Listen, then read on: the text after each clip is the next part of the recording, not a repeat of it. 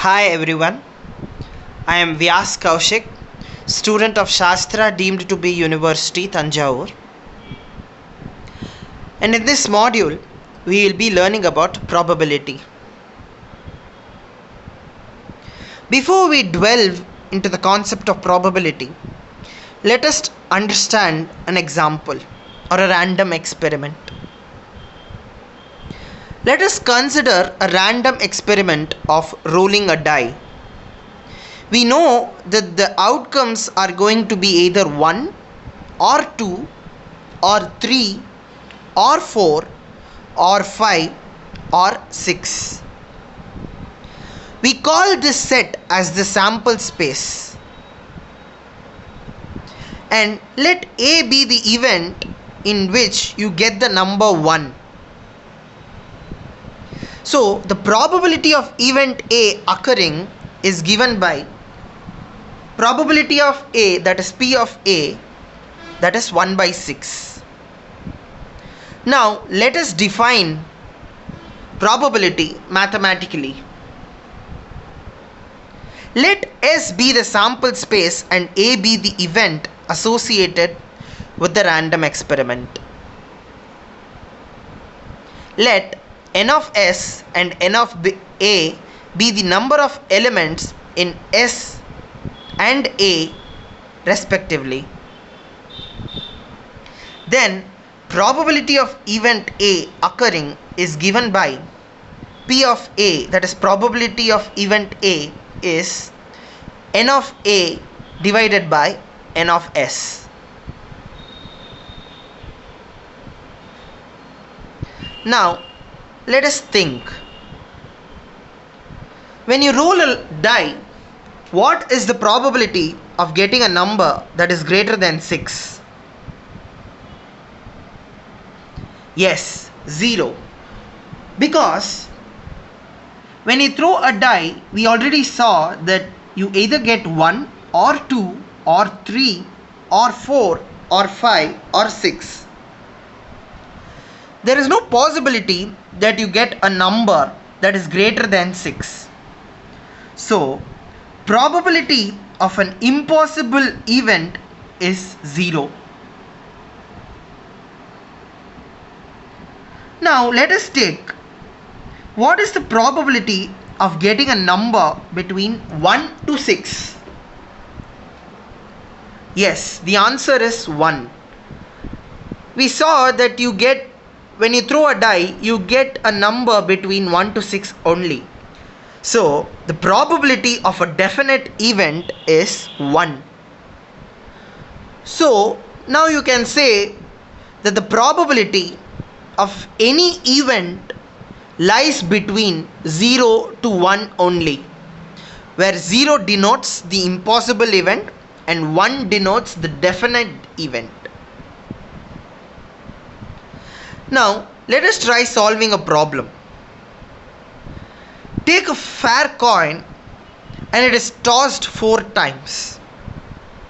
Define the sample space for this experiment and also give the subsets of the following events and find their respective probabilities. The first one is you get more heads than tails, and the second one is tails occur on even number of tosses. See, a fair coin is tossed 4 times.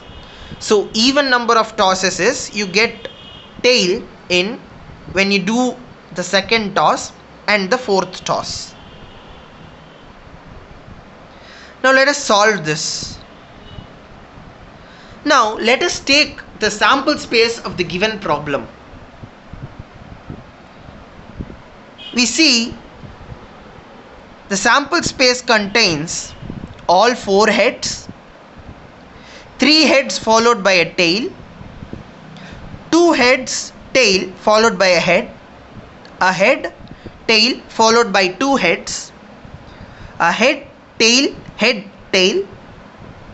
a head, tail, head, a head followed by 3 tails, a tail, head, tail, a tail, head, a tail, head, tail, tail, 2 tails, 2 head, 2 tails, a head, a tail, 3 tails followed by a head, 4 tails, 2 heads followed by 2 tails, and a tail followed by 3 heads.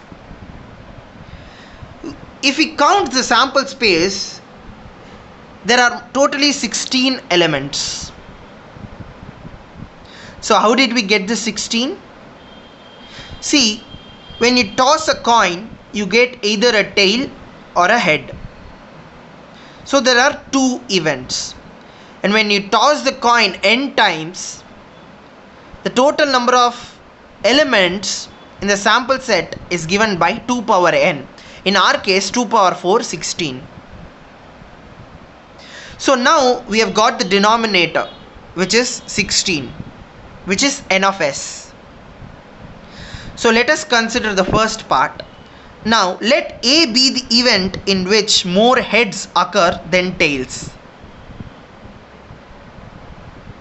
Then A will consist of head, head, head, head, 3 heads followed by a tail, 2 heads, tail, head, head, tail, 2 heads, a tail followed by 3 heads.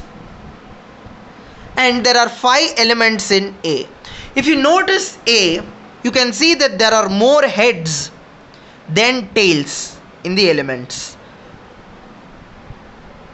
Therefore, the probability of A is given by P n of A divided by n of S, that is 5 divided by 16. Now let us consider the second case where tails occur in even tosses, and let that event be named as B. So B will contain HT, HT, HTTT, TTHT, and all the 4 are tails. Therefore, there are totally 4 elements in B.